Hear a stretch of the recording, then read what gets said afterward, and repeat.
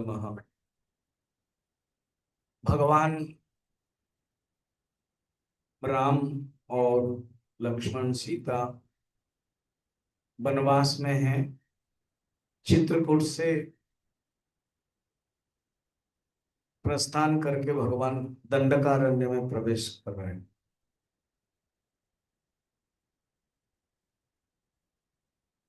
एक दिन हम लोगों ने सुतीक्ष्ण के बारे में देखा था। एक परम भक्त है सुतीक्ष्ण।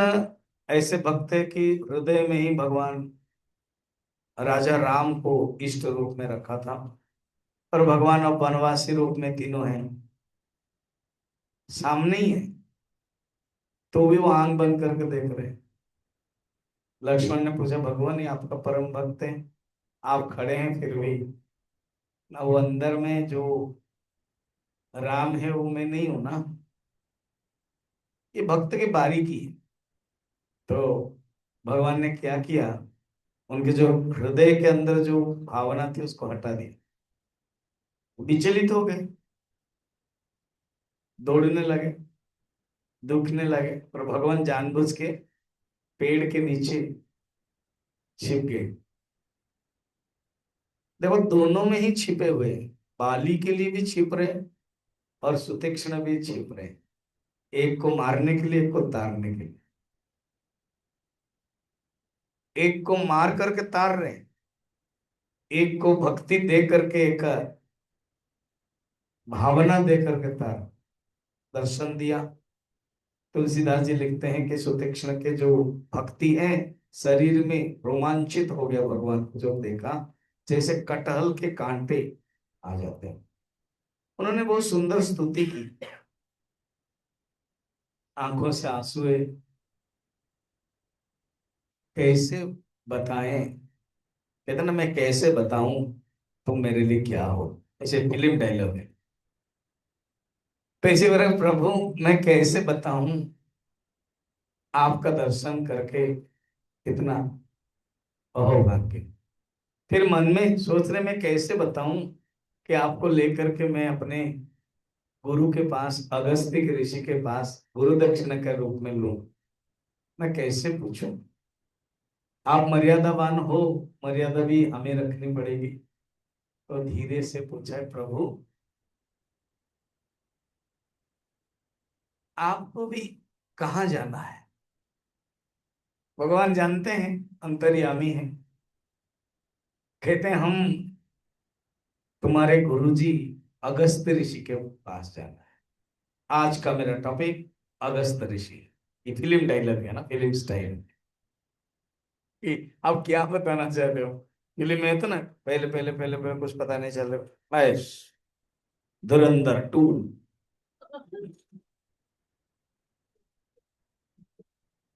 ठीक है, तो ऐसे ही क्या है टॉपिक, अगस्त्य ऋषि। अब कहते, प्रभु आपको रास्ता पता नहीं होगा ना, हम लेके चलते हैं, हम आगे आगे चलेंगे, आप पीछे पीछे चले। भगवान जानते हैं, इसने मांग लिया और गुरु ने कह दिया कि राम को ले आओ। क्या कितना प्यारे हैं ना भगवान। दोनों ही, आप राम के चरित्र देखो, कृष्ण के चरित्र, अहंकार बिल्कुल है नहीं, बिना अहंकार। ज्यादातर कृष्ण के बारे में सोच नहीं पाते हैं, मगर वो भी इतना विनीत है। युधिष्ठिर को बड़े भाई कह के सामने ही बैठ जाते थे। एक ही पलंग में अर्जुन के साथ सो जाते थे, एक ही पलंग में सो करके एक ही पत्तल में खाना खा लेते थे। इसीलिए तो अर्जुन ने माफी मांगी, आहार शय्या सन भोजनेषु, मैंने क्या नहीं किया गलत। ऐसे भगवान, राम नीचे पेड़ के नीचे बैठे हैं और बंदर सब ऊपर बैठे हैं। तो भगवान हंसने लगे, चले। और रास्ता में सुतीक्ष्ण, जैसे जो जानते ना होते, हे भगवान देखिए ना, कितना सुंदर फूल है ना, कितना सुंदर पेड़ पौधे हैं, कितने सुंदर चहचहाट है। ये एक बार ऐसे दंडकारण्य था, ऋषियों के अभिशाप से हो गया था। इस प्रकार के अलग अलग कहानी बता रहे हैं, जैसे भगवान को कुछ पता नहीं है। फिर जब आश्रम हो गया, दौड़ करके गुरु के पास गए, गुरु, गुरुदेव, भगवान राम आए। पर राम जब सुने, अगस्त ऋषि खड़े हो गए। सुनत अगस्त तुरत उठी धाय, हरि बिलो की लोचन जल छाय। ये गारंटी नहीं है कि कोई भक्ति की अभिव्यक्ति में आंसू आए, मगर यह संभावना है कि भक्ति अगर है तो आंसू आ जाते। हमेशा ही आएगी करके माने नहीं। शरीर के दृष्टि से, मन के दृष्टि से, वाणी के दृष्टि से अभिव्यक्ति जब होती है भक्ति की, अलग अलग हो जाती। रामचरितमानस में, भागवत में उद्धव के बारे में, रामचरितमानस के सुतीक्ष्ण अगस्त्य ऋषि के बारे में अनेक देखा है, आंखों से आंसू आ जाते।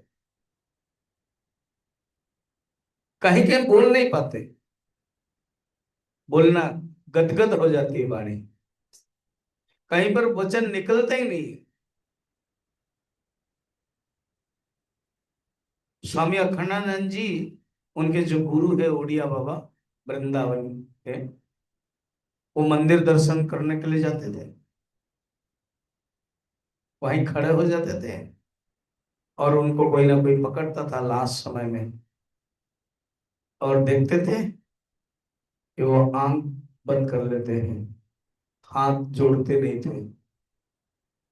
तो बहुत लोगों को लगता है कि जिसके लिए आए हो, हाथ भी जोड़ा नहीं, देखा भी नहीं, निहारना नहीं, फिर वापस आ जाते थे उस समय। तो खंडानंद जी साहस करके पूछा, गुरुदेव आप ऐसे करते हैं, जाते हैं मंदिर लेके चलो, मंदिर लेके चलो, जब वहां जाते हैं दर्शन पता नहीं करते कि ना, आंख ही बंद कर देते हो, हाथ भी नहीं जोड़ते हो। तो उड़िया बाबा कहते हैं, ऐसा ऐसे मैं करता हूँ, हाँ, मुझे तो कुछ पता ही नहीं। अर्थ क्या है? जब वो भगवान कृष्ण के सुंदर रूप मंदिर के अंदर घुसते ही निहारते, शरीर का भान नहीं रहता। कुछ ऐसे भक्त हैं जिनके आंखों से आंसू आएगी, जो गीत गाएंगे, भक्ति करेंगे। कुछ ऐसे भक्त हैं लीन हो जाते हैं, तो वो लीन हो जाते थे, पता ही नहीं चलता था, शरीर का भान नहीं रहता। ऐसे तो अगस्त ऋषि, सुनत, सुनत क्या, सुतीक्षण ने कहा, तो सुनते ही तुरत उठी धाये, हरि बिलो की लोचन जल छाए। अगस्त ऋषि कहा जाता है दुर्वासा के स्टैंडर्ड के हैं। वही भी गुस्सा करने वाले हैं, उनके सामर्थ्य रहता है। समुद्र को पी लिया था अगस्त ऋषि। यही अगस्त ऋषि ही तमिल भाषा का जनक माना जाता है, यहां से जब आए। अब एक दिन ना वो कंप्लेन गया ब्रह्मा के पास। ये जो मेरू पर्वत है ना, पहले जमाने में पर्वत सब चलते थे, उड़ते थे, इंद्र ने काट दिया, ये सब कहानी है, पंख काटा तब से और नहीं चल पाते, उड़ नहीं पाते। न ग, न गच्छति थी, न ग। तो मेरू ने क्या क्या, सूरज अपने आप को क्या समझता है, हम भी करेंगे, हम भी ऊपर जाएंगे, और सूरज को मौका नहीं देंगे। तो जो पर्वत है मेरू पर्वत, तो ऊपर उठने लगे। तो सूरज के लिए मुश्किल है, सूरज का अपना एक फिक्स है, उसी में ही जाएंगे। तो उन्होंने कंप्लेन दिया, ये पर्वत ऐसे कर रहा है। ब्रह्मा का ही सब पुत्र है, कोई पुत्र है, कोई पुत्र है, ये सब। तो उन्होंने सोचा कि इन लोगों के अंदर जो हो गया है, अभी पिताजी को क्या बुलाऊं, अब एक गुरु को बुलाना चाहिए। तो मेरू पर्वत के गुरु है अगस्त ऋषि। अगस्त ऋषि को बुलाया कि अगस्त ये देखो तुम्हारा जो शिष्य है मेरू ये उठ रहा है, कुछ करो, जो उठेगा नहीं। और कारण देख लो, जान लो कि सूरज को वो रास्ता नहीं दे रहा है, उठ रहा है तो सूरज को अटका रहा है। अगस्त ने कहा ठीक है, पितामह जी मुझे तो ऐसे दक्षिण भारत जाना था, अभी मैं निकल रहा हूँ, ठीक है मैं मेरू के पास जा रहा हूँ। तो मेरू तो शिष्य है, जब अगस्त्य आए मेरू ने प्रणाम कर लिया, जब प्रणाम किया झुक गए। अगस्त्य ऋषि को मौका मिला, मेरू तुम्हारी भक्ति से मैं खुश हूँ, तुम झुकते ही रहो जब तक मैं वापस नहीं आऊं। और अभी तक अगस्त्य ऋषि वापस नहीं आए, इसलिए झुका हुआ है अभी। कितना सुंदर कथा है, कथा बहुत बढ़िया है। अर्थ क्या है, आप कहीं पर भी अभिमान करो, गुरु के सामने शिष्य का अभिमान नष्ट हो जाता है। शिष्य विनीत होता है, शिष्य मानता है बात। ऐसे ही अगस्त्य ऋषि कह दिया और चल पड़े, उनकी हो गया भी बातें। यही अगस्त दक्षिण भारत में आकर के तमिल भाषा जो हम देख रहे हैं उन्होंने ही किया है। अभी भी तमिल भाषा में अगस्त ऋषि का मान सम्मान है, बहुत सेपरेट मंदिर भी माना जाता है। तो उठ गए, मुनि पद कमल परे दो भाई, दोनों भाई मुनि के चरण में पड़े, क्योंकि मुनि अगस्ती महान है, वशिष्ठ के भाई है, जन्म है ये दोनों एक साथ खड़े से उत्पन्न हुए। कुंभज, रामचरितमानस में तुलसीदास जी कहते हैं अगस्त्य के लिए कुंभज, और वशिष्ठ के लिए कुंभज, दोनों कहानी बताऊंगा। इतने स्टैंडर्ड के, जब अपने ही गुरुदेव के भाई है, और अगस्त्य जो सामर्थ्यवान है, समुद्र को सुखाया है, तो दोनों भाई क्या किया, प्रणाम किया, और जब प्रणाम हृदय में लगा लिया, सादर कुशल पूछी मुनि ज्ञानी। मुनि खुद ज्ञानी है, जानते हैं ये कौन है, कहाँ जाने वाले हैं, फिर भी पूछा। आसन भई पर बैठारे आनी, पुनि करी बहु प्रकार प्रभु पूजा, मोहि सम भाग्यवंत नहीं दूजा। प्रभु आप खुद चल चल के मेरे पास आए, मेरे जैसा और भाग्यवान कोई नहीं है। जहां लगी रहे अपर मुनि वृंदा, हर से सब बिलो की सुख कंदा, मुनि समूह मह बैठे सन्मुख सबकी ओर, शरद इंदु तन चितवत, मानहु निकर चकोर। इसी समय बाकी सब आश्रम के सब मुनि लोग, जो कोई आश्रम में रहते थे, कोई झोपड़ी में, कोई गुफा में, सब आ गए हैं और दर्शन किया। सबको देख करके किसी को प्रणाम किया, किसी कोई भगवान को प्रणाम किया, इस प्रकार के हुआ। तब रघुवीर कहाँ मुनि पाही, तुम सन प्रभु दुराव कछु नाई। सब जब शांत हो गया, पूजा किया, अर्पण किया, कंदमूल आदि फल खाए, सब लोगों से बातें हुई, देन भगवान राम ने हाथ जोड़ दिया। राम लक्ष्मण है, माता सीता का तो हरण हो गया ना, तो पंचवटी में ही अभी उसमें पूछ रहे हैं कि आप सर्वज्ञ हैं। यही चीज वाल्मीकि को पूछा था, आप त्रिकालदर्शी हैं, हम कहाँ रहेंगे, इस ढंग का ही है। वहां पूछा प्रयाग के बाद, एंड वाल्मीकि ने चित्रकूट दिखाया, चित्रकूट में रहने का। हमने आप लोगों को चित्रकूट लेके गए थे ना।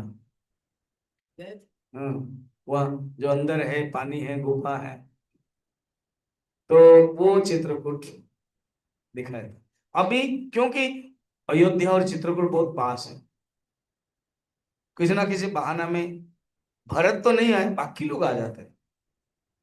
तो भगवान ने सोचा ये ठीक नहीं, भरत के अंदर भी थोड़ा विक्षिप्त रहेगा, अशांत रहेगा, थोड़ा दूर चले। भगवान ने लीला करने के लिए दूर गए।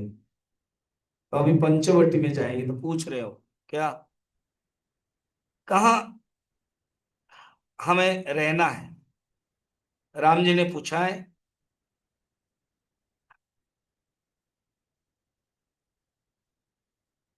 अगस्त्य ने पूछा था कैसे हो, किस कारण से तुम आए हो? तो भगवान कहते हैं आप जानते ही हैं, तुम जानहु जेहि कारण आयहु, ताते तात न कही समझायहु। इसलिए मैंने नहीं कहा, आप जानते ही हैं। अब सो मंत्र, एक शब्द यूज कर रहे हैं, मंत्र। अब सो मंत्र देहि प्रभु मोहि, जहि प्रकार मारी मुनि द्रोही।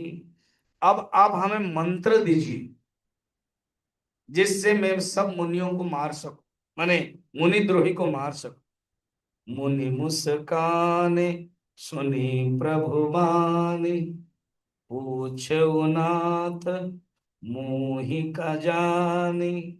आप मुझे प्रश्न कर रहे हैं, तुमरहु भजन प्रभाव अघारी।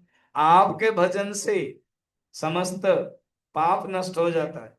जानहु महिमा कछुक तुम्हारी, उमरी तरु विशाल तब माया, फल ब्रह्मांड अनेक निकाया। एग्जाम्पल दे रहे हैं कि जैसे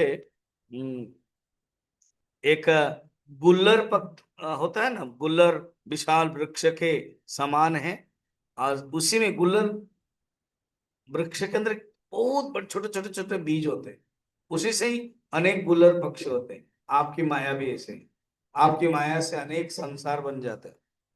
जीव चराचर जंतु समाना, भीतर बसहि न जानहि आना। सबके अंदर आप वास किए हुए हैं। ते फल भक्षक कठिन कराला, तब भय डरत सदा सौ काला। ते तुम सकल लोकपति साई, पूछै मोहि मनुज की नाई। मनुष्य जैसा आप पूछ रहे हो, ये आपकी माया है, ये आपकी विनम्रता है, आप खुद जानते।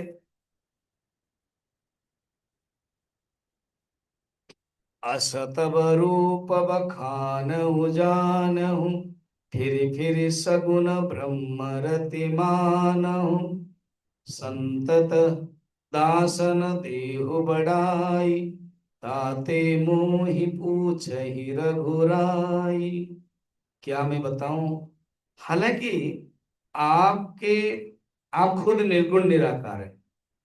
अविरल भगति विरति सतसंगा, मुझे प्रगाढ़ भक्ति, वैराग्य, सत्संग, आपके चरण कमल में अटूट प्रेम प्राप्त हो, ये मैं चाहता हूं। आप निर्गुण निराकार अनंत ब्रह्म है, मगर अभी सगुण साकार बन करके आप आए हो, और मनुष्य जैसा आप पूछ रहे हैं।